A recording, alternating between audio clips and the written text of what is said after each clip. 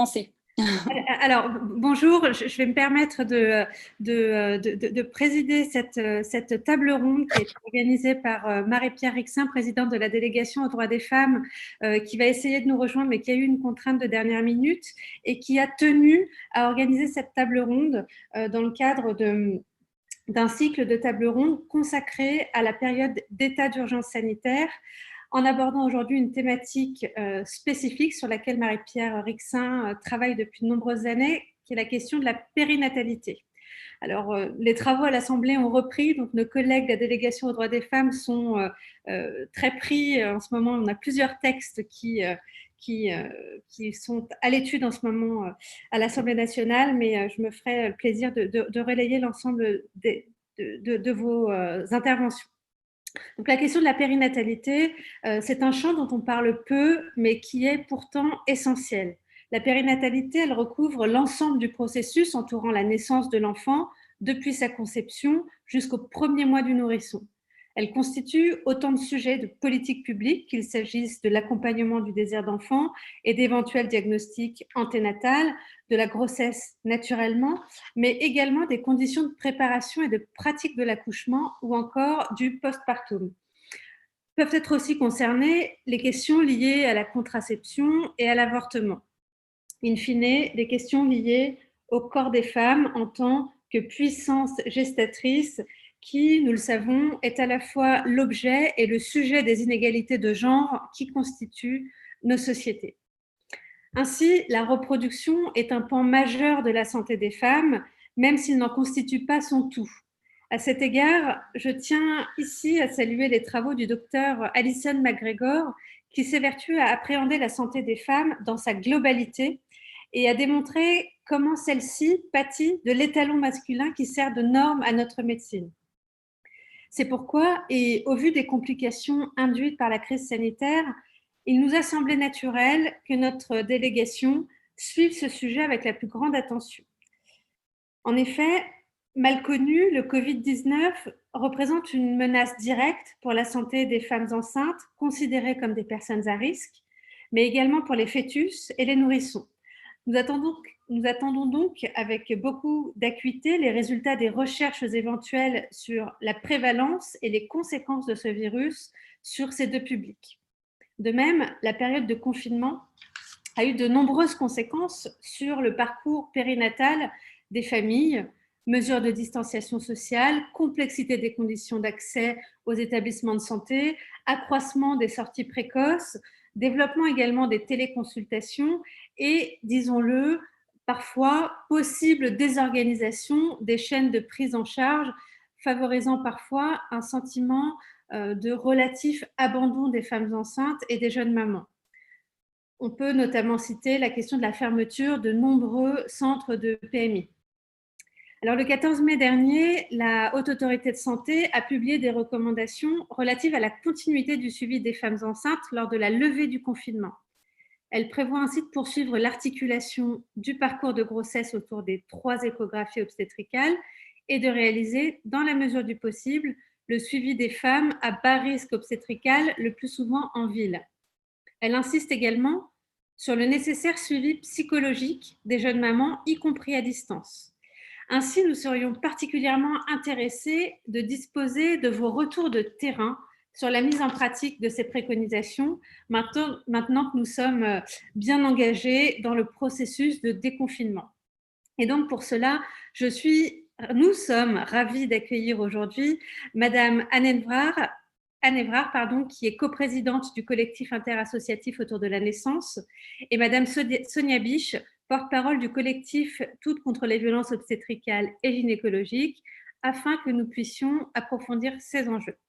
Voilà, mesdames, nous serons très heureux d'entendre votre analyse de la période que nous traversons, que nous avons traversée et que nous continuons de traverser, tant du point de vue des conséquences du confinement que sur la pertinence des dispositifs qui ont été spécifiquement mis en place en matière de périnatalité.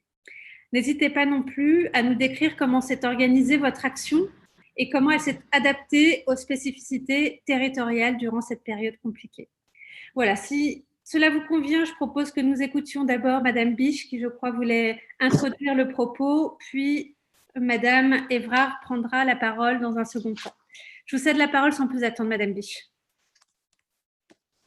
Bonjour à toutes et tous. Alors, d'une part, je voudrais remercier Madame la députée, Madame Rixin, de nous avoir invités, d'avoir la gentillesse de nous permettre de porter la parole des femmes dans cette période qui était très compliquée d'épidémie, où les femmes enceintes et les femmes qui ont accouché ont été à la première ligne sur le front de guerre, comme dirait notre président. Donc, elles ont accouché quand même, tant bien que mal. Nous avons été alertés premièrement sur les réseaux de personnes de mamans qui étaient en détresse par rapport au protocole de maternité qui refusait les accompagnants notamment. Donc nous avons, avec mon collectif, donc Toutes contre les violences obstétricales et gynécologiques, mené une enquête en France et en Outre-mer. Nous avons créé un formulaire en ligne pour permettre aux mamans d'échanger leurs témoignages et de nous faire un retour sur leur accouchement et leur grossesse. Donc, nous voyons que ça répond parfaitement à la demande des femmes, puisque nous avons eu en moins de 3 semaines plus de 2700 personnes qui nous ont répondu, environ 2727, et près de 2000 témoignages. Et, ces témoignages, nous allons les mettre à disposition de toutes et tous dans une carte virtuelle. On va mettre les témoignages par maternité. Et également, nous ont été rapportés des violences obstétricales, donc nous les indiquerons également sur la carte. Ce qui nous importe, c'est que les professionnels de santé aient un retour sur leur pratique, parce qu'on se rend compte qu'actuellement, il y a très peu de retours. Ils s'en plaignent même de ne pas avoir assez de retours sur leur pratique, parce que nous, on transmet des témoignages qui ne sont pas évidents à entendre. Et malheureusement, les femmes, après leur accouchement, elles ont à s'occuper de leur bébé, à faire autre chose. Et du coup, elles ont peu de temps pour faire un retour sur leur accouchement aux soignants. Donc, on trouve que c'est important. Cette carte, ça va leur permettre d'avoir un retour sur leur pratique, de voir la satisfaction des femmes, de voir comment s'améliorer.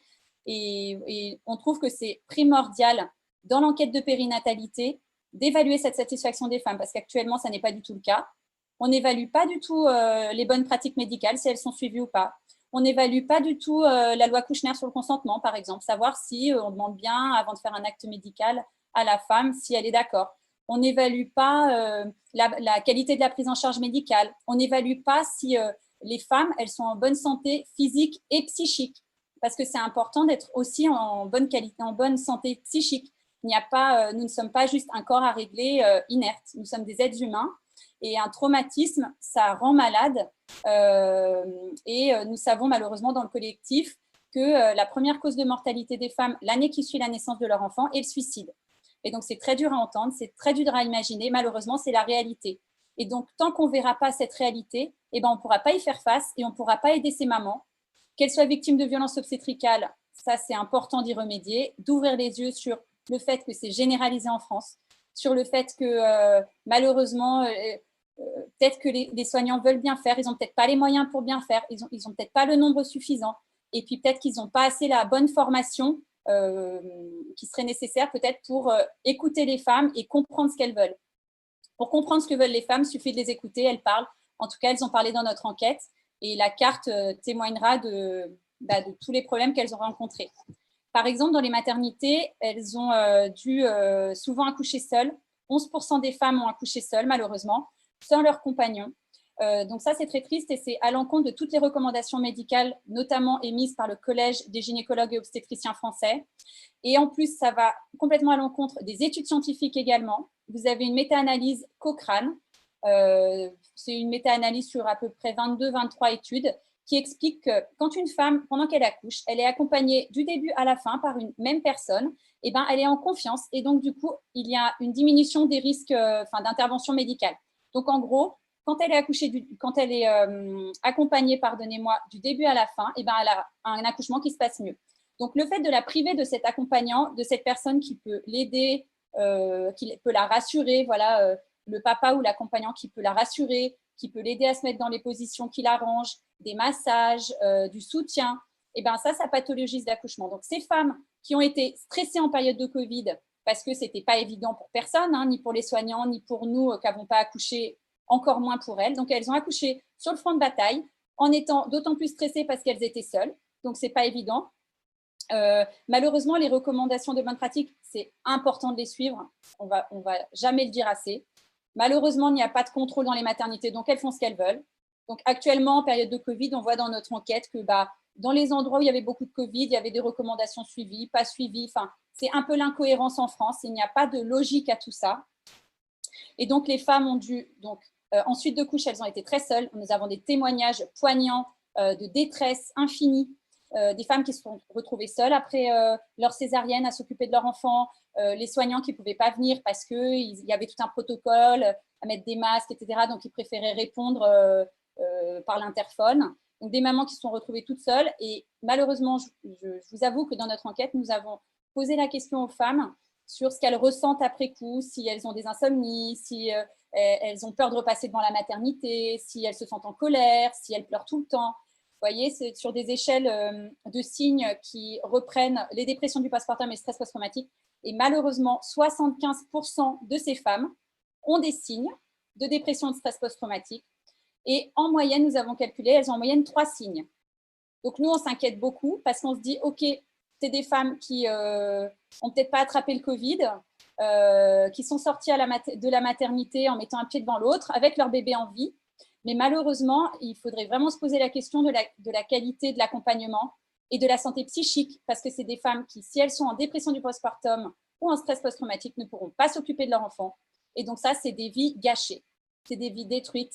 Et donc, c'est important, nous, c'est ce qu'on dit au collectif, c'est important de comprendre qu'il y a une prise en charge de qualité à avoir, du soutien, tenir la main de la personne, les mots peuvent rendre malade. Enfin, il y a une manière, un accompagnement à avoir pour que ce soit dans la bientraitance. C'est important de ne pas faire des gestes sans consentement, dans l'urgence, comme si on était en temps de guerre et qu'on va sauver toutes des vies. Il y a un accompagnement, une qualité de soins à avoir. Le care en anglais, c'est urgent, c'est important de le retrouver en France parce qu'on a une médecine qui est très technique, on a une médecine qui est…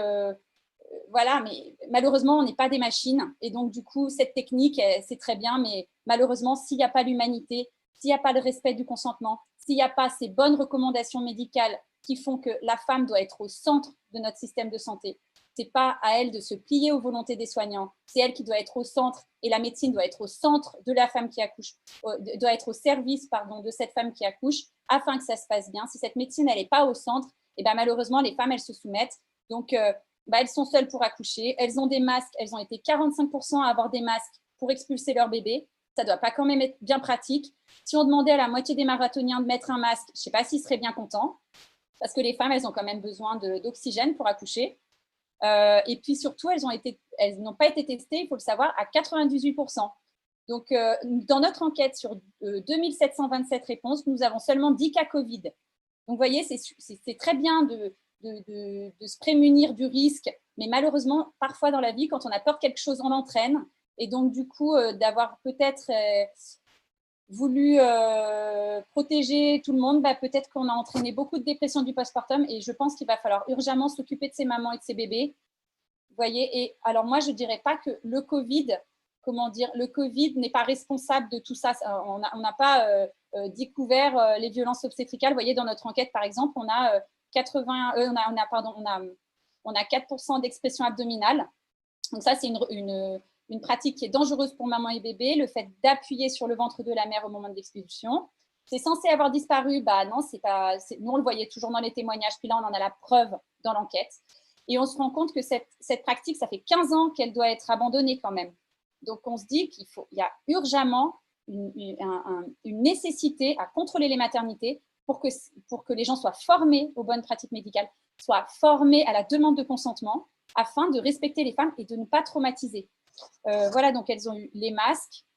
Donc ça a été très difficile pour accoucher. Par exemple, je vous lis un témoignage. Ce n'est pas la crise sanitaire qui a impacté mon accouchement, mais plutôt un traitement issu du Moyen-Âge. Ignorance totale de ce qu'est l'être humain, tant de la part des gynécologues que des pédiatres. Tout est à revoir, recréer, reconstruire. Séjour à l'hôpital exécrable. Toucher mes seins sans mon accord pour l'introduire dans la bouche de mon bébé de force, c'est être stupide et violent. Voilà.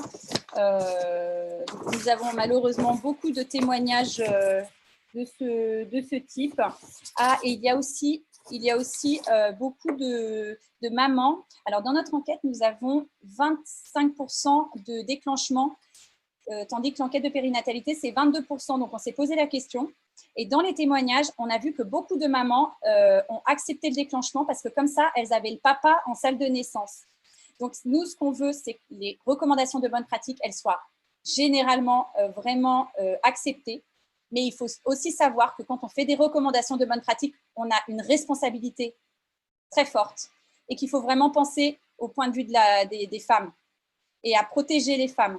Parce que malheureusement, celles qui ont accepté des déclenchements ou des césariennes, pas des césariennes, il y a eu plus de césariennes aussi, mais c'est pour d'autres raisons, qui ont accepté les déclenchements pour avoir le papa. Malheureusement, c'est qu'un déclenchement, ça fait des contractions beaucoup plus douloureuses et ça entraîne potentiellement sa pathologie d'accouchement, ça entraîne d'autres choses. S'il n'y a pas besoin d'un déclenchement, il ne faut pas l'avoir. Il ne faut pas le prendre pour avoir le papa. Et donc, ces recommandations de dire qu'il fallait seulement le papa au moment de la phase active du travail, c'est-à-dire dans cette salle de naissance, et malheureusement, ça a entraîné une pathologisation aussi de l'accouchement et le fait que les femmes, elles ont accepté davantage de déclenchement. Donc, ensuite de couche, il y a eu beaucoup de désespoir des mamans qui étaient toutes seules pour accoucher. Donc, nous, on a vu, grâce au témoignage des mamans, qu'il y a beaucoup malheureusement, de témoignages négatifs. Vous le verrez dans la carte. Nous, on a laissé tous les témoignages. On a enlevé, par contre, les témoignages où, où les mamans nous ont dit qu'elles ne voulaient pas les publier. Mais on a laissé sinon tous les témoignages et on se rend compte qu'en suite de couche, ça a été très, très difficile, que les violences obstétricales, malheureusement, elles sont généralisées sur le territoire français. Donc ça, c'est le Haut Conseil à l'égalité entre les femmes et les hommes qui nous l'avait déjà appris en 2018. Donc là, c'est confirmé et c'est vraiment important qu'on fasse quelque chose pour que ces violences, elles n'existent plus parce que ça traumatise des femmes et ce ne sont pas des femmes chochottes ou fragiles qui se plaignent, c'est des femmes qui ont le courage de dénoncer des choses pas normales qu'elles ont vécues. Et donc, il faudrait vraiment, c'est important, je pense, d'y remédier. Cette épidémie, je pense qu'elle nous aura fait comprendre l'importance des liens qui nous unissent finalement et que notre toute-puissance, peut-être la toute-puissance de notre médecine aussi qu'on pensait, la toute-puissance qu'on a en tant qu'être humain, et finalement, je pense qu'on a réalisé notre fragilité et on a réalisé combien on est vulnérable. Au même titre, malheureusement, qu'une femme, quand elle a des contractions, les jambes écartées devant un gynéco.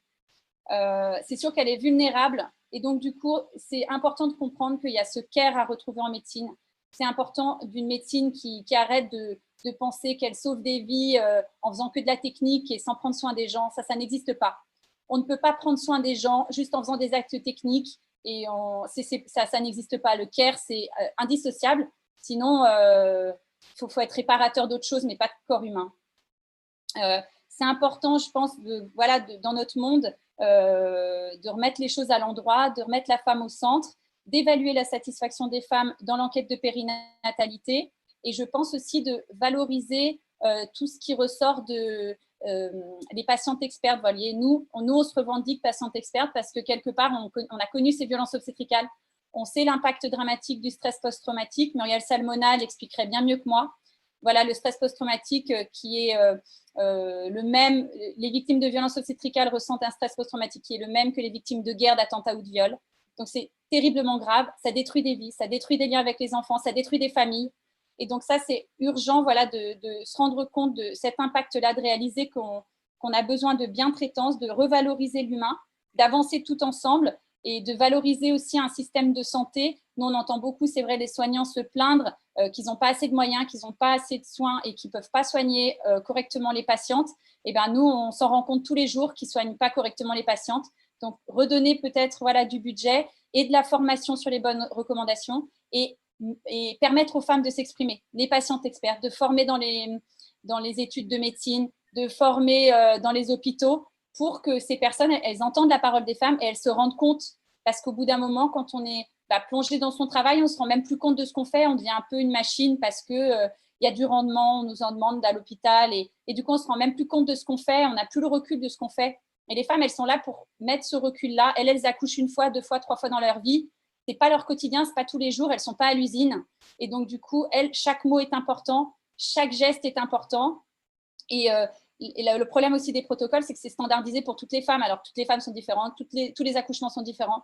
Donc, ce serait important aussi d'avoir une femme, une sage-femme, pour que, comme en Angleterre, pour que les femmes soient accompagnées du début à la fin, qu'on prenne soin d'elles, de leur accouchement et qu'elles soient plus traitées comme ça a été le cas en temps de Covid, qu'elles soient complètement abandonnées lors de leur travail, abandonnées ensuite de couche, parce que ce n'est pas humain d'accoucher dans ces conditions-là. Merci, Madame Biche. Il me semblait que vous aviez des slides à nous présenter. Oui, alors je vais partager mon écran tout de suite. Et je vous demanderai d'être… très rapide, bien sûr. Voilà, pour qu'on ait le temps d'entendre Madame Évrard également. Bien sûr. Alors, je vais y arriver. Voilà, bien depuis le début.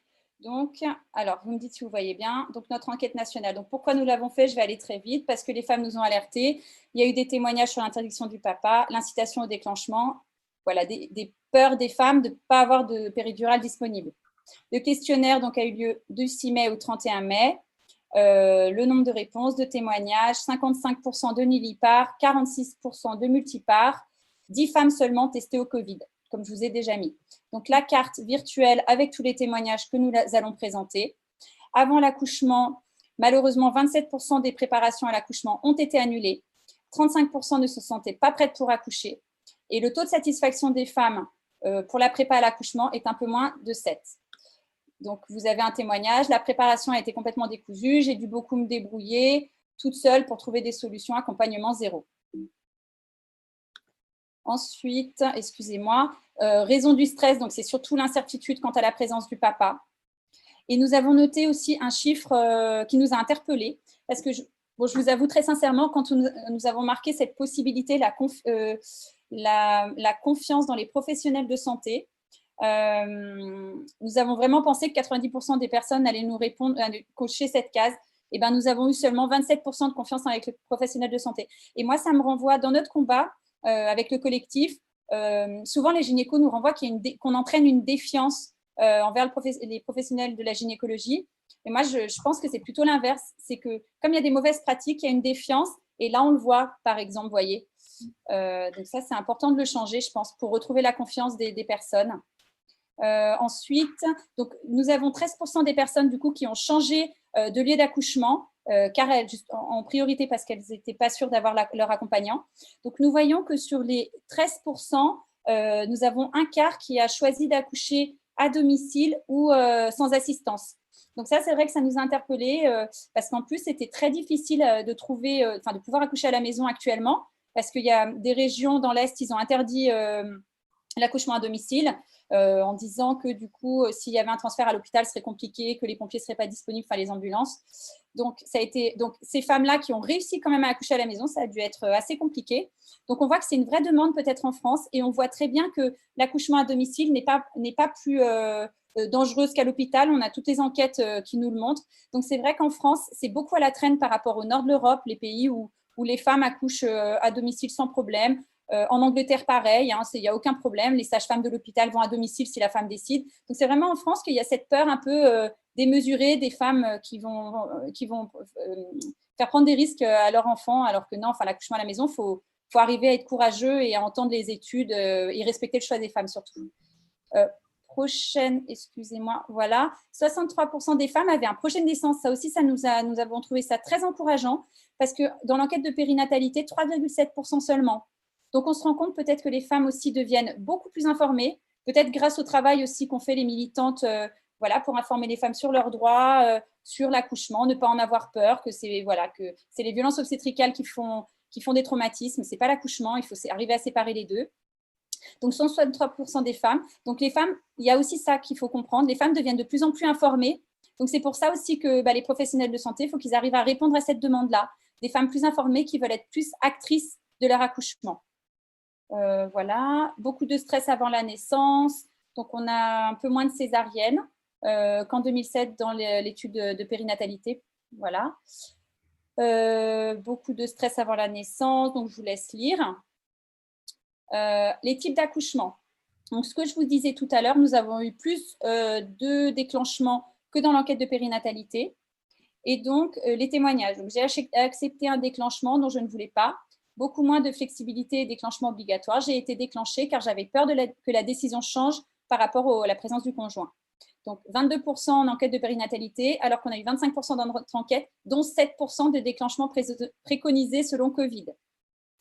46% des femmes ont dû porter un masque, alors, au cours de l'accouchement, le port du masque pendant la poussée a été un frein pour la prise d'air et une bonne poussée. Le médecin a donc dû avoir recours au forceps. Accouchement anxiogène dû au masque, révision utérine avec port du masque obligatoire, inhumain, je trouve. Vous voyez, ça a dû être difficile d'accoucher avec un masque, déjà de ne pas avoir assez d'air, et en plus, ça déshumanise quand même. Et c'est important pour que l'accouchement se passe bien d'être en sécurité. Ça, c'est la physiologie de l'accouchement qui nous l'apprend. Quand on respecte l'intimité de la femme, la physiologie, le rythme de l'accouchement, qu'on la sécurise, enfin tout ce qu'on ne fait pas forcément, ou tout le temps, du moins dans les maternités, malheureusement, ça pathologise l'accouchement. Ensuite, le port du masque, on voit que du coup, ça a entraîné plus d'expression abdominale, plus de fièvre.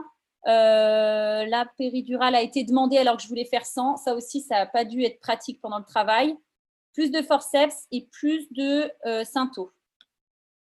Et des déchirures naturelles également plus importantes. Voilà.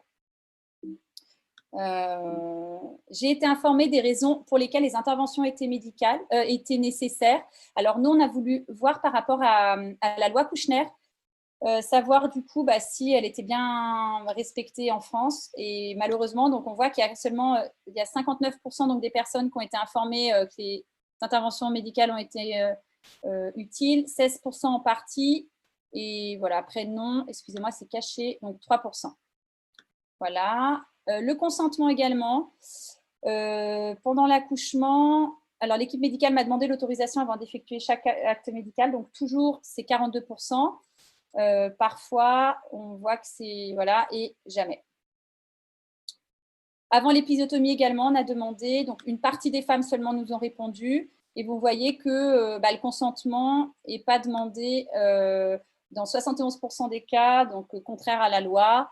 Oui, j'ai accepté, voilà. Oui, mais j'ai refusé, mon choix n'a pas été respecté, voilà, une personne. Donc, on voit que ça aussi, ça pose problème, l'importance que ce soit les femmes qui décident et personne d'autre pour elles. Au moment de la poussée, donc j'ai pu choisir ma position sur le côté accroupi à quatre pattes. Donc ça, c'est une recommandation aussi de l'Organisation mondiale de la santé. Le fait que les femmes puissent choisir au moment de la poussée, ça permet moins de déchirure du périnée, moins d'épisiotomie. Ça permet que tout se passe bien parce qu'elles sentent dans leur corps ce qui est bon pour elles. Et vous voyez, donc il y a 25,5% des femmes qui n'ont pas pu choisir, oui, 35%, et on ne me l'a pas proposé quand même 40%. Donc, ce serait bien de le proposer peut-être. Et alors, on a noté quelque chose d'intéressant aussi. Je vous avoue qu'on n'a pas vraiment compris. On a eu quand même des bonnes notes de satisfaction globale.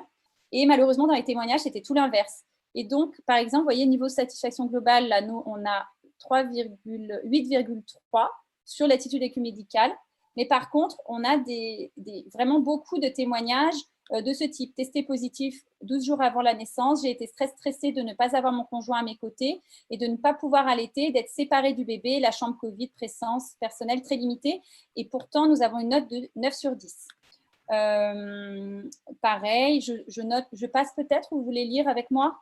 Je n'ai pas pu totalement vivre l'accouchement que je souhaitais car mon compagnon n'a pu me rejoindre qu'après ma péridurale et j'ai dû vivre les premiers jours de ma vie de mère totalement seule avec une équipe soignante à l'écoute, mais pas toujours disponible car plusieurs mères à gérer en même temps. Et encore une note 10 sur 10. Merci Madame Biche. Je vous propose de sinon, j'accélère juste pour vous. Possible. Juste la dernière slide. Juste oui, peut-être la dernière slide. Parce qu'on a relevé donc, des non-respects de recommandations médicales du coup des violences obstétricales. Nous avons 74% des femmes qui n'ont pas eu le droit de manger, 34% des femmes qui n'ont pas eu le droit de boire, 23% qui n'ont pas eu de clampage tardif, 13% des femmes qui ont eu une péridurale qui ne fonctionnait pas, 3% des femmes ont eu expression abdominale, 22% se sont vus refuser la péridurale, 21% se sont vus imposer la péridurale à l'inverse. Des bébés ont dû porter les masques, ça, enfin pas beaucoup, mais c'est vrai que ça c'était très très dangereux. Et 3 personnes ont eu le point du mari. Donc voilà, on pense que la pandémie, elle a aggravé la situation des violences obstétricales et c'est urgent d'avoir des études régulières comme la nôtre sur les violences obstétricales, la satisfaction des femmes, l'application des bonnes recommandations médicales et la loi Kouchner de 2002 voilà, une évaluation régulière de toutes les maternités françaises. Je vous remercie. Merci beaucoup, Madame Biche. Je salue Marie-Pierre Rixin, la présidente qui vient de se rejoindre à nous. Merci d'avoir réussi à nous rejoindre et je cède sans plus attendre la parole à Madame Évrard pour son propos liminaire. Oui, bonjour à tous et merci de votre invitation. Alors, je vais essayer de vous dresser ce qui a pu se dérouler chronologiquement pendant le temps du confinement, essentiellement pendant le temps du confinement, et en tirer des conclusions sur ce qui pourrait être mis en avant pour des perspectives d'évolution en périnatalité. Alors, tout d'abord, je pense que cette crise, elle nous a amenés dans différents champs de la santé à transgresser des situations qui habituellement font vraiment partie de nos fondamentaux. Et du côté des usagers, du public, on va dire que la transgression, elle s'est plutôt portée, et ça ne touche pas que la périnatalité, sur l'accompagnement des plus vulnérables. Alors, bien entendu, on peut penser aux personnes âgées, on peut penser aux familles qui n'ont pas pu accompagner leurs malades à l'hôpital ou les personnes qu'elles ont perdues, les personnes qui étaient en fin de vie, en réanimation, qu'elles ne pouvaient pas visiter.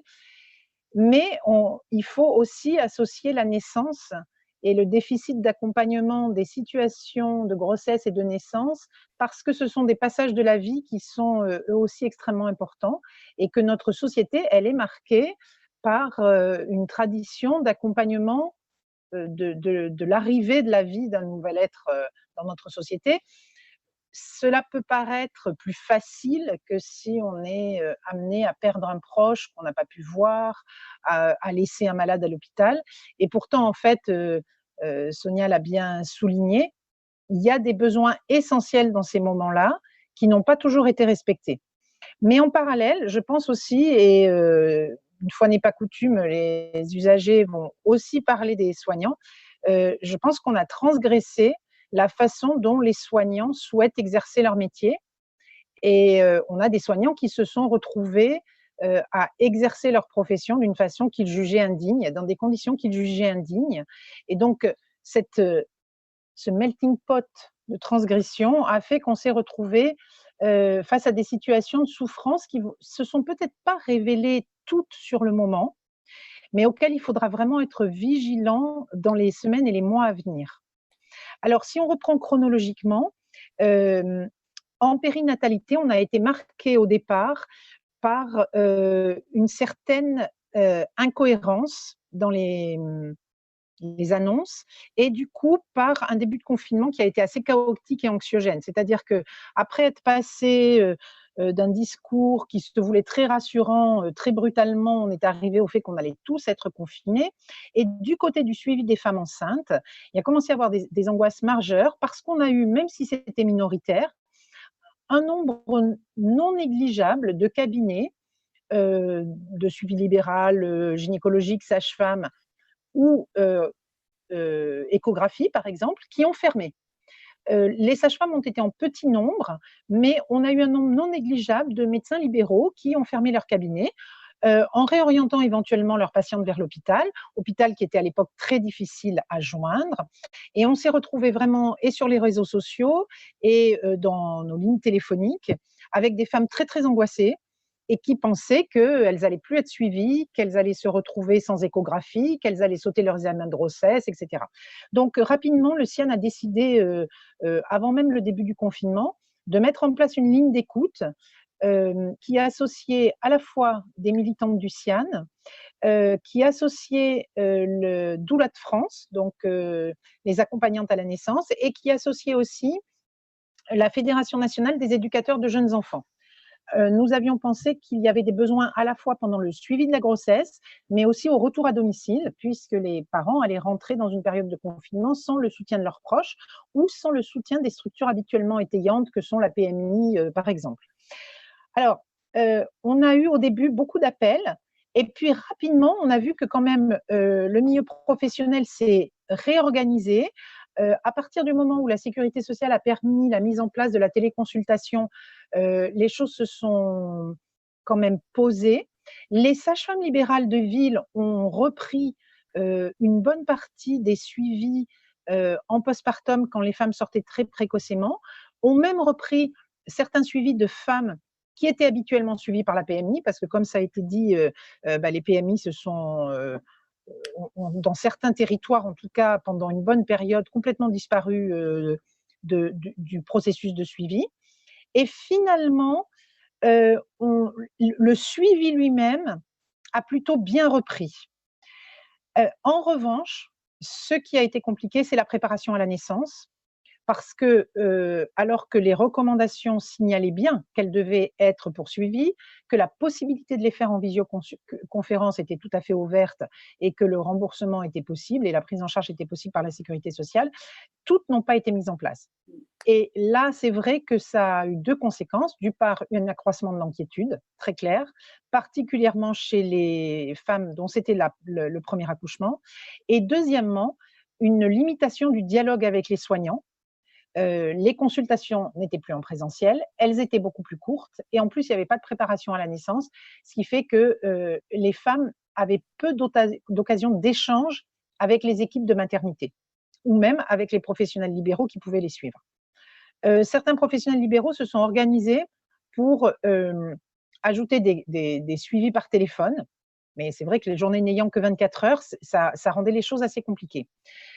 Après, ce qui a été, une fois que le suivi s'est remis en place de façon convenable, ce qui a été difficile à comprendre pour les femmes, et là on en a eu plusieurs exemples avec l'exposé de Madame Biche, c'est qu'il y a eu une persistance de mesures qui étaient peu compréhensibles, alors même que des recommandations ont quand même été assez vite édictées, soit effectivement sur la présence de l'accompagnement en salle de naissance, soit même sur la présence de l'accompagnant dans certaines consultations essentielles et en échographie. Or, qu'est-ce qu'on a constaté? C'est que, paradoxalement, ce n'était pas forcément dans les territoires et les lieux qui étaient le plus touchés par l'épidémie que les restrictions étaient les plus fortes. Si on peut comprendre que du côté de Colmar, de Mulhouse, il y a eu une période où effectivement il était extrêmement difficile de gérer quelques personnes en plus que ce fut à l'hôpital, tellement la peur d'une multiplication des contaminations des soignants était importante. On s'est retrouvé avec des interdictions de père dans des échographies de diagnostic anténatal, sur des processus de diagnostic anténatal extrêmement angoissantes, dans des territoires où il y avait peut-être 2 cas de Covid en réanimation sur tout le département. On a eu aussi des femmes qui se sont retrouvées à vivre des interruptions médicales de grossesse presque seules du début à la fin, là aussi dans des territoires qui n'étaient pas forcément les plus atteints, ou alors avec des pères qui acceptaient toutes les contraintes possibles en termes sanitaires, de ne pas sortir de la pièce, enfin voilà. Donc c'était dit autant dans certains territoires et au début, je pense que les femmes ont pu comprendre qu'il y avait vraiment des difficultés, que tout le monde était un peu perdu et que dans l'urgence, les décisions qui étaient prises étaient parfois douloureuses. Autant après, quand les gestes barrières ont été bien compris, quand on savait ce qu'il fallait faire pour éviter le plus possible la transmission du Covid, ces situations ont été très difficiles à comprendre. De surcroît, elles touchaient aussi la néonatologie, puisque l'association SOS Préma a bien montré que dans certains services de néonatologie, on interdisait aux parents d'être auprès de leur bébé prématuré sous couvert de prévention du Covid, alors même que la Société française de néonatologie avait prévu des conditions différentes. Alors, ces situations, Sonia l'a montré, elles sont potentiellement traumatiques. On a vu des femmes qui, effectivement, vivaient mal l'absence d'accompagnant, l'angoisse liée à leur risque en fin de grossesse, le fait aussi de parfois avoir des refus assez peu compréhensibles de sortie précoce, alors même que les sages-femmes libérales avaient vraiment repris la main sur les sorties précoces et étaient tout à fait à même d'assurer des femmes qui étaient à domicile, et on voyait des femmes qui étaient isolées dans leur chambre, qui supportaient très très mal la séparation d'avec leur famille alors qu'elles auraient pu être chez elles. Et ces situations potentiellement traumatiques, elles vont sans doute ne se révéler que d'ici quelques temps, quelques semaines, quelques mois. L'isolement lié au Covid et en même temps l'obligation de s'occuper du bébé a pu figer un peu le vécu des parents dans une urgence de gestion du quotidien, mais il est fort probable que avec une sorte de normalisation de la situation dans le reste de la société, la normalité de ce qu'ils ont vécu les frappe de plein fouet d'ici quelques temps. Et donc nous appelons vraiment une grande vigilance, effectivement, sur la santé psychique des mères et des pères et sur les situations cliniques qui pourraient révéler des situations de dysfonctionnement du lien parent-enfant, de difficultés conjugales, etc. Alors, toutefois, moi, ce qui m'importerait, c'est de tirer aussi des conclusions sur ce que cette crise a pu suggérer comme piste pour l'avenir. Et il y en a eu quand même. Sonia a cité l'accouchement à domicile. Je voulais aussi parler des maisons de naissance. Les accouchements en maison de naissance ont pu continuer à se poursuivre d'une façon satisfaisante, puisque c'est un milieu qui est de fait confiné, puisqu'il y a effectivement très peu de monde, très peu d'intervenants, et qui donc permettait de respecter une chaîne sanitaire tout à fait satisfaisante. Les maisons de naissance ont montré aussi combien elles pouvaient, dans une relation très suivie entre une femme, un couple et une sage-femme, en accompagnement global, sécuriser ces femmes. Alors, si on ne peut pas mettre des maisons de naissance sur tout le territoire, il y a sûrement à développer la question d'un suivi global ou d'un suivi semi-global, au moins pour tout ce qui est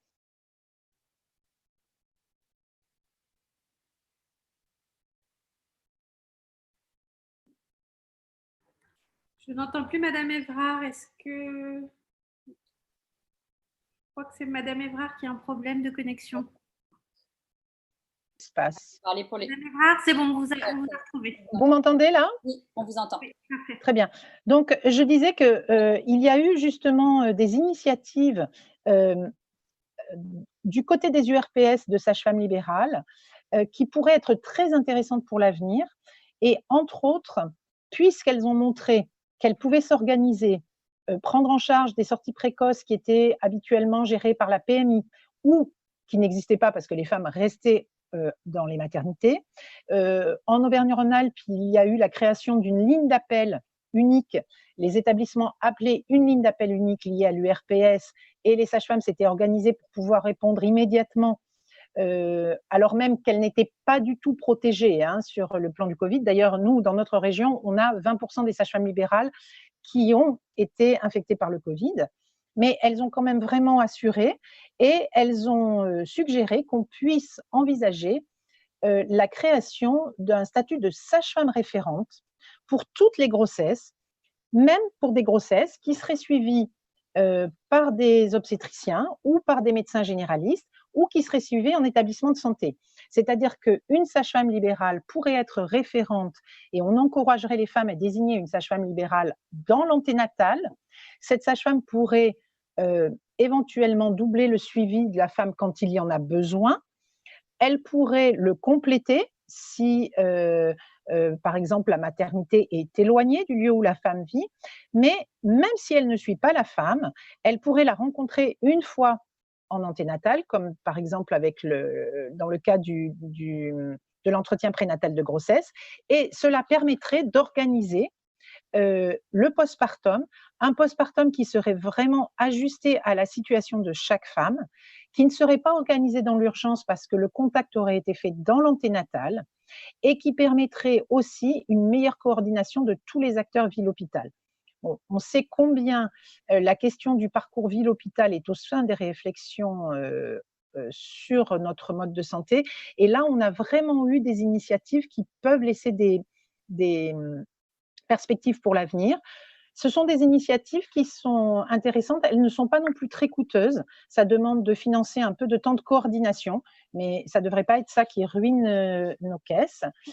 Par ailleurs, je pense aussi que on a eu pendant cette crise une confirmation de la mauvaise santé des soignants en périnatalité. Vous avez peut-être vu que le Collège national des sages-femmes a fait une étude sur l'état des cadres de maternité et que après la période du Covid, on a 66% des cadres qui sont en limite de burn-out ou en burn-out. On peut imaginer que les sages-femmes elles-mêmes ne sont pas en meilleure situation. Donc,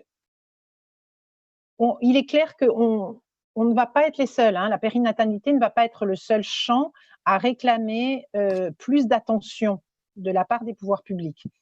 Toutefois, il faut se souvenir que la santé des femmes, au moment de la grossesse et de la naissance, impacte très largement une part large de la société. La santé des femmes, c'est effectivement éventuellement différer le retour au travail. Ça peut être un accroissement des soins liés à une naissance traumatique ou à un suivi qui était peu ajusté à la situation de la femme. Ça peut être des difficultés dans le lien mère-enfant qui entraînent des coûts qui sont non négligeables dans la prise en charge de l'enfant, des coûts de suivi psychologique, psychomotricité, orthophonie, des choses qui sont en lien avec les difficultés du lien parent-enfant. Ça entraîne des difficultés conjugales et on sait aussi que la situation des femmes pendant leur grossesse et pendant leur accouchement ont des répercussions sur leur santé globale au long cours. On a donc tout intérêt à avoir une périnatalité qui soit à la fois efficace, respectueuse et consciente de son impact sur le long terme et dans l'ensemble de la société. Donc, je compte vraiment sur vous en tant que député pour faire valoir l'importance de cette zone de transition dans notre temps de vie. Il y a de nombreuses études à l'étranger qui ont montré combien 1 euro ou 1 dollar, selon les pays où on se trouve, investi dans la périnatalité, rapportait rapidement non seulement le retour sur investissement, mais une économie non négligeable dans des domaines très larges, même dans les domaines éducatifs, même dans les domaines de la prévention de la délinquance. Enfin, ça a vraiment des répercussions très élargies. Et donc, on ne peut que vous encourager à avoir une attention spécifique à toutes les questions qui vont tourner, comme l'a dit Sonia, autour de la formation des professionnels de santé, de l'intégration de l'expérience des usagers, des patients experts dans cette formation, des formations qui mettent les professionnels de santé non seulement en situation technique et scientifique, mais en situation relationnelle vis-à-vis des patientes. Et puis… L'appel est bien reçu, Madame voilà. Evrard. Je vous laisse peut-être conclure en 2 mots qu'on ait le temps. Oui, en 2 mots.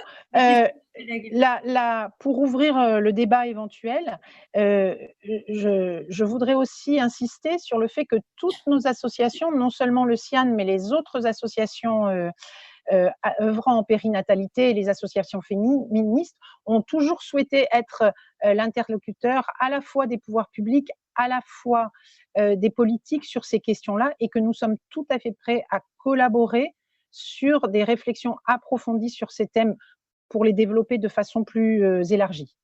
Merci beaucoup, Madame Evrard, pour ce tableau très complet. Peut-être laisser la parole à Madame Rixin, qui est avec nous, et puis ensuite à Madame Chapelier, si elle est toujours avec nous. Madame Rixin. Merci Madame Lazare, merci pour cette présidence de cette table ronde. Je vous remercie, mesdames, d'avoir accepté l'invitation de la délégation aux droits des femmes qui, comme l'a dit Fiona Lazare, a souhaité faire un point sur différentes problématiques liées à la situation des femmes durant cette crise sanitaire, qu'il s'agit des violences faites aux femmes, de la situation des enjeux économiques, mais évidemment également de la question de la santé des femmes durant cette crise sanitaire. Donc là, précisément, avec vous, la question notamment de l'accouchement et de la naissance. Moi, on a reçu quand même beaucoup d'interpellations sur la question, et notamment à travers l'association du collectif contre les violences obstétricales et gynécologiques, des inquiétudes sur les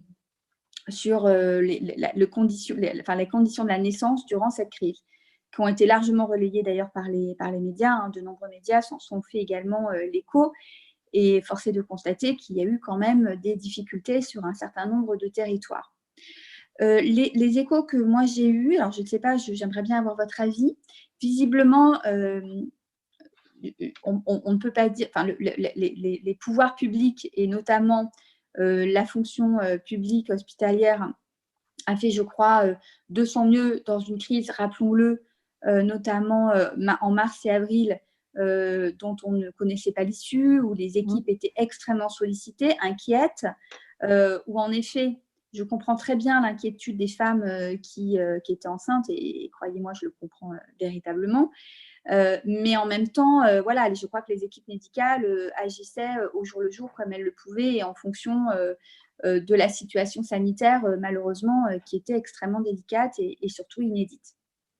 Donc, ceci dit, je crois que cette crise, le sentiment que j'ai, a mis en exergue le fait que les initiatives locales et établissement par établissement pouvaient effectivement avoir un impact sur la prise en charge des femmes, des nouveau-nés.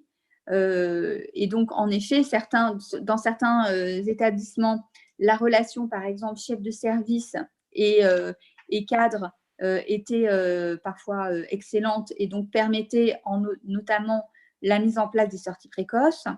Et puis, dans d'autres établissements où c'était beaucoup plus délicat, où la situation de confiance n'était pas la même, les sorties précoces n'ont pas été mises en place facilement. Alors qu'en effet, c'était un outil, je crois, intéressant de ces sorties précoces, où les sages-femmes, malgré la situation sanitaire qui était la nôtre, répondaient malgré tout présentes, en tout cas sur une première visite et lorsqu'il y avait des sorties précoces. Donc, moi, voilà, ça m'intéresserait d'avoir votre sentiment. Est-ce que vous avez des exemples de bonnes pratiques dans des établissements, sans forcément les citer, mais où en effet, la prise en charge des femmes s'est passée de se dérouler dans de bonnes conditions. Par ailleurs, le deuxième point, moi, on m'a indiqué que le fait qu'effectivement les femmes étaient confinées à l'intérieur de leur chambre, hein, la plupart du temps dans les établissements, avait une influence évidemment sur le nombre de visites. Et de fait, les femmes étaient beaucoup plus reposées. Et visiblement, l'état de santé des nourrissons était bien meilleur. Alors, je ne sais pas si vous avez déjà des retours et des études sur ce point, mais je crois qu'il faut aussi peut-être rappeler que finalement, ce moment de la naissance est un moment de fragilité et que ce moment-là, à ce moment-là, les femmes ont besoin de repos et que finalement, cette période de confinement a permis, dans les faits, à ces femmes de se reposer. Donc voilà, peut-être, puis si vous avez d'autres points, mais c'est vrai que ces deux points m'intéressent particulièrement. Et peut-être un dernier point, pardon, sur la santé gynécologique. Ça m'intéresse également que vous, je ne sais pas si le collectif, le CIAN intervient peut-être moins sur cette partie-là, mais sur la partie gynécologique, est-ce que j'imagine que comme beaucoup de soins, un certain nombre d'opérations programmées ou de soins ont été retardés, est-ce que vous avez déjà des retours sur des situations qui ont pu être délicates? Est-ce que vous avez également un retour sur des situations d'IVG qui ont été compliquées ou de prescription et de délivrance de contraception? Voilà, merci beaucoup. Merci Madame Rixin. On va prendre l'intervention de Madame Chapelier et puis on regroupera toutes les réponses ensemble si vous le voulez bien. Madame Chapelier. Alors, il faudrait ouvrir votre micro, on ne vous entend pas. Autant pour moi. Bonjour à vous toutes et à vous tous. Merci beaucoup Fiona pour me laisser la parole. Moi, j'ai écouté avec beaucoup d'attention ce que vous avez présenté et je voudrais aller dans le même sens que les propos de notre présidente, Madame Rixin. Il est vrai que cette période inédite a entraîné des dispositions qui étaient parfois vécues de façon difficile, mais aussi parce qu'on était dans l'ignorance de ce virus et des conséquences qu'il pouvait avoir. Et parfois, on a eu a posteriori des jugements peut-être qui montraient que les protections qui étaient mises en place étaient excessives.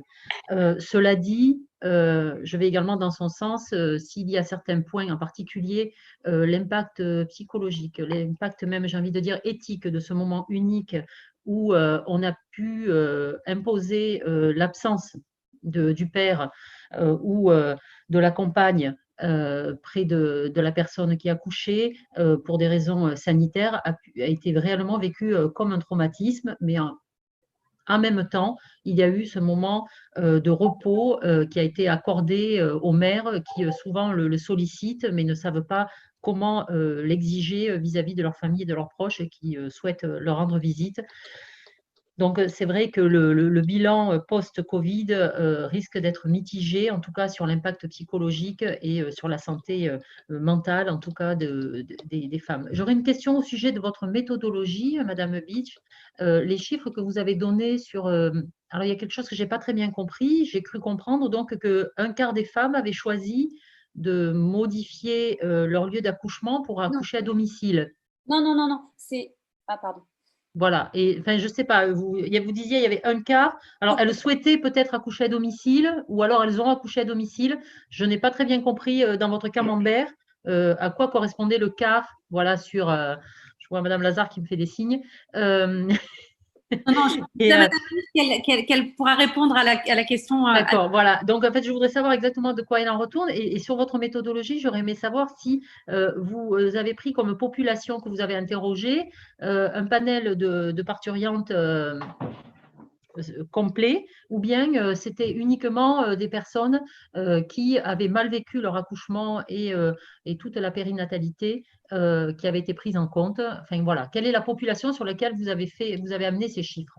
Et pour Madame Évrard, oui, moi je suis d'accord avec vous. Il faut que nous nous emparions, en tout cas à notre niveau législatif, et que l'investissement dans la périnatalité est vraiment quelque chose qui est de l'ordre de l'investissement, à savoir que les retombées sont extrêmement positives.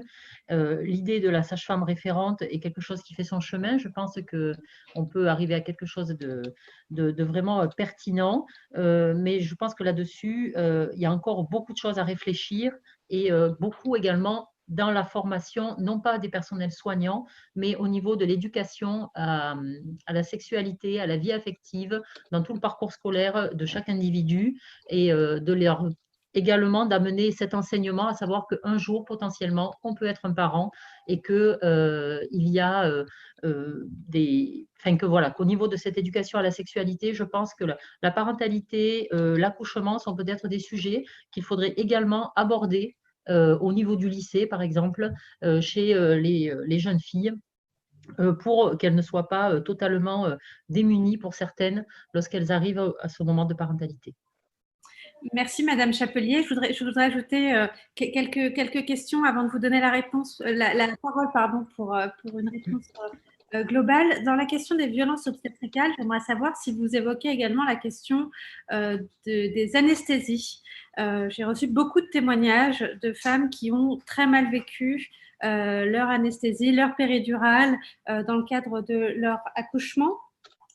Et puis une deuxième question un peu plus globale sur le parcours 1000 jours qui a été initié par le secrétaire d'État Adrien Taquet. Je voulais savoir si vous faisiez partie des réflexions qui sont menées sur cette question-là, qui je pense que sont des questions essentielles, et la périnatalité doit en être au cœur. Je vous remercie. Qui veut prendre la parole? Juste, Fiona, pardon, autant pour moi, j'avais juste oublié de poser la question au sujet des maternités qui avaient signé la charte maternité bienveillante. Est-ce que vous avez des retours d'une amélioration de la prise en charge des femmes qui accouchent ou pas? Pardon. Allez, je donne la parole à Madame Biche et puis ensuite Madame Évrard conclura. Je vous en prie, Madame Biche. Est-ce que vous m'entendez? Oui. Ah, vous m'entendez, pardon. Excusez-moi. Alors, je regarde sur… vous aviez parlé sur la disparité, je crois, Madame, des territoires au niveau des mesures, mais je crois que vous l'aviez dit qu'il y avait vraiment des mesures différentes qui n'avaient pas forcément à voir avec des endroits Covid, non Covid. Il n'y avait pas forcément de cohérence au niveau des des prises en charge, des protocoles. Donc, la question de l'anesthésie, par exemple, oui, en effet, quand il n'y a pas d'anesthésie qui fonctionne, malheureusement, ça entraîne des violences obstétricales et des stress post-traumatiques terribles. Parce que nous, dans notre collectif, on a souvent des gens qui nous disent « mais non, on ne peut pas mourir de douleur ». Bah si, surtout, ça entraîne des traumatismes terribles. Et souvent, malheureusement, ce que les médecins peuvent nous rétorquer, ce que j'ai déjà entendu, c'est les limites de notre médecine.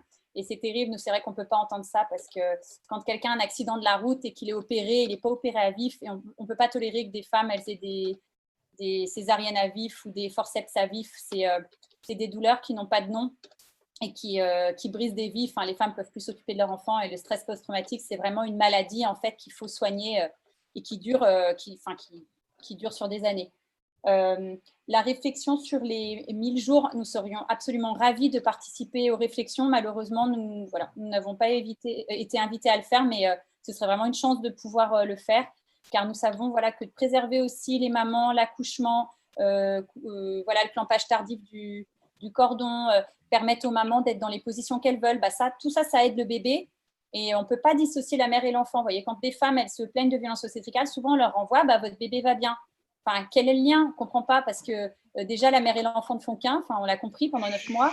Et après, c'est vrai, quand elles accouchent, pareil, si la mère, elle est violentée et qu'elle est malheureuse, elle ne s'occupera pas de son enfant. Donc, vous voyez, il y a un lien entre les deux à faire. Et forcément, s'il y avait besoin de le dire, c'est vrai que c'est triste dans notre société, mais s'il y a besoin de dire qu'il y a besoin de prendre soin de la mère pour prendre soin du bébé, disons-le. Il y a un lien entre les deux. Donc, forcément, les enfants subissent les violences obstétricales. Quand c'est une expression abdominale, il est tout simplement poussé par les soignants. Donc, oui, il subit. Quand sa mère est en stress post-traumatique, il le subit. Donc, les bébés subissent de plein fouet les violences obstétricales. Donc, ça n'a aucun sens. Une mère qui est traumatisée, qui a eu des gestes à vif, de lui dire que son bébé va bien, qu'est-ce qu'ils en savent en fait, hein, parce que ça ne se voit pas, le bébé ne parle pas.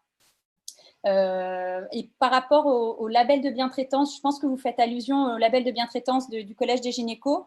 Alors, c'est vrai que nous, on pense que c'est important, bien sûr, que les maternités parlent de leur taux d'épisio, etc., qu'elles visibilisent ça. Nous, on ne comprend pas que ce ne soit pas une obligation pour toutes les maternités. Pour nous, ça devrait être une obligation d'être bientraitante. Et malheureusement, dans ce label, il manque des choses. Par exemple, si jamais les maternités, elles ont un taux de césarienne de 20-30%, enfin 2 ou 3 fois plus que le taux des recommandations de l'OMS, elles sont quand même bien traitantes. Vous voyez, enfin, il manque plein de choses en fait pour qu'elles soient vraiment bien traitantes, ces maternités. Et nous, on trouve vraiment que ce qu'il y a dans le label, il faudrait que ce soit à la base de toutes les maternités, on ne comprend pas. Mais par contre, on n'a pas de retour. Oui, non, il y a juste une maternité qui a le label bien traitance. Excusez-moi, je vais prendre l'exemple. C'est de mémoire, c'est Saint-Cloud. Et en fait, il y avait une maman qui était Covid qui avait témoigné sur la maison des maternelles.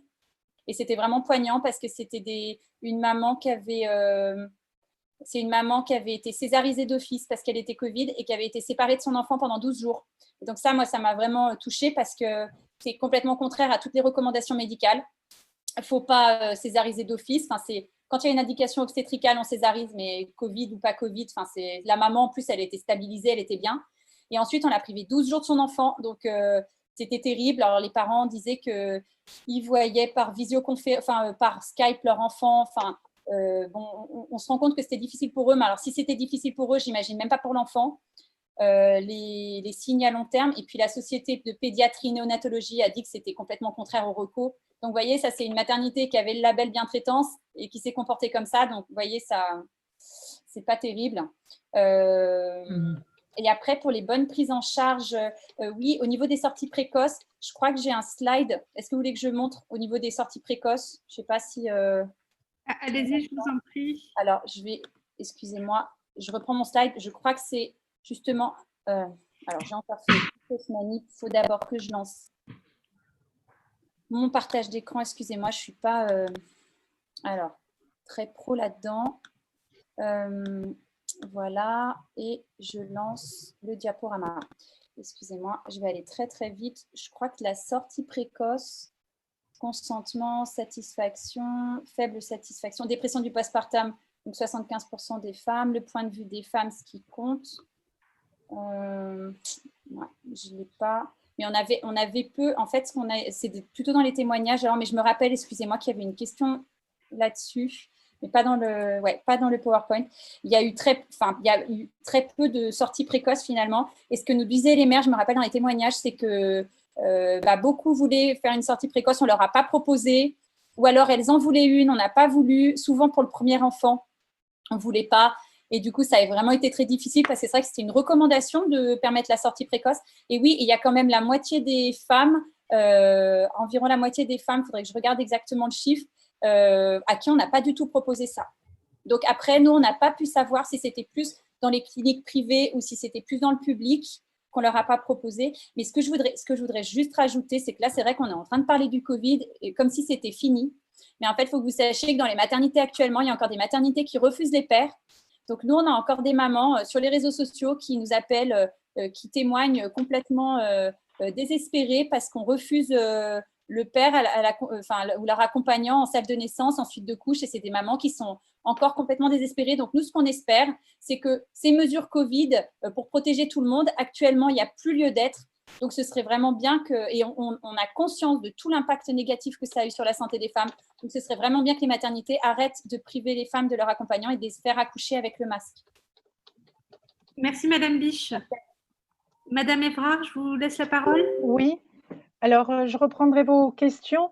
Pour ce qui est des initiatives positives, en fait, ce qu'on a comme témoignage, c'est que dans les lieux où le réseau ville-hôpital était déjà consolidé grâce au travail des réseaux de périnatalité, que la situation ait été très tendue au niveau de l'épidémie ou pas, on a eu une organisation qui a été plutôt fluide et donc avec une sécurisation des mères et avec un suivi par des sages-femmes à domicile, des sorties précoces assez faciles et un suivi par des sages-femmes à domicile qui s'est prolongé au-delà des une ou deux visites habituelles.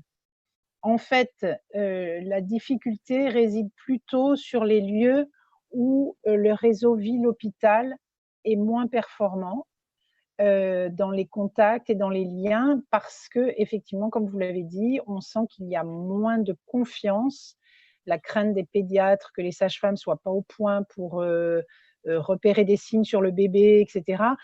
Dans les réseaux où en fait il y avait déjà eu des propositions de formation justement sur le suivi du nouveau-né à domicile, où les sages-femmes se sentaient en compétence pour le faire et donc du coup les médecins en confiance, ça a été beaucoup plus simple. Sur la question effectivement que vous avez bien fait de souligner du fait que les mères pouvaient se sentir mieux, plus reposées et les bébés aussi en l'absence de visite. En fait, si vous voulez, ce qu'on a constaté, c'est que les femmes qui ont bien vécu cette période en maternité, ce séjour et éventuellement la séparation avec leurs proches, c'était des femmes qui avaient pu s'organiser, qui avaient pu anticiper, qui n'avaient pas été pris au dépourvu et qui étaient sans doute dans une certaine posture personnelle de confiance. En revanche, à l'inverse, les femmes qui n'avaient pas préparé l'absence de leur conjoint à la maternité, qui comptaient beaucoup sur leur entourage proche, qui étaient dans une situation psychologique difficile et qui n'ont pas pour autant eu plus d'accompagnement de la part des soignants, parce que les soignants, ils étaient en grande difficulté, ces femmes-là ont vu leur situation se dégrader. Donc, bien entendu, c'est toujours les plus vulnérables, pas forcément au niveau socio-économique, mais au niveau de leur situation personnelle, qui ont le plus pâti de la situation. Ce qui est assez logique. Et pour ce qui est du suivi gynécologique, on a quand même été surpris de voir des femmes, mais ce n'est pas qu'en gynécologie, repousser des examens, même quand elles avaient des inquiétudes, des saignements gynécologiques, une petite boule dans le sein ou des choses comme ça, par peur du Covid. Et c'est vrai que si une autre crise devait se présenter, il faudrait faire très très attention au message, le rester chez vous, qui donnait le sentiment que dès qu'on sort, il pouvait se passer quelque chose ou que à l'hôpital, on recevait plus personne. Certains médecins ayant dit, je me souviens d'une femme qui nous avait appelé très inquiète, son gynécologue disait « Je ferme mon cabinet, de toute façon, même les cancérologues ne soignent plus leurs patients ». Vous voyez, des messages comme ça qui ont été brouillés aussi par ce qui était envoyé au niveau public au début, hein, après ça s'est amélioré, ont fait qu'il y a des femmes qui ont sans aucun doute repoussé des examens qui auraient dû être nécessaires. Est-ce que j'ai répondu sur les différents points que vous aviez abordés? Oui, je crois que tout le monde a eu réponse à ces interrogations. Je vous remercie beaucoup, mesdames, pour ces interventions très riches qui viennent alimenter nos travaux. Il me reste donc à vous remercier de nouveau et annoncer à mes collègues ici présentes que la prochaine réunion de la délégation se tiendra vendredi 3 juillet à 10 h, en visioconférence toujours, et abordera cette fois-ci les parcours de périnatalité en période d'état d'urgence sanitaire par le prisme institutionnel. Grand merci, mesdames, et à bientôt. Merci beaucoup. Bonne soirée, au revoir. Au revoir. Merci à vous.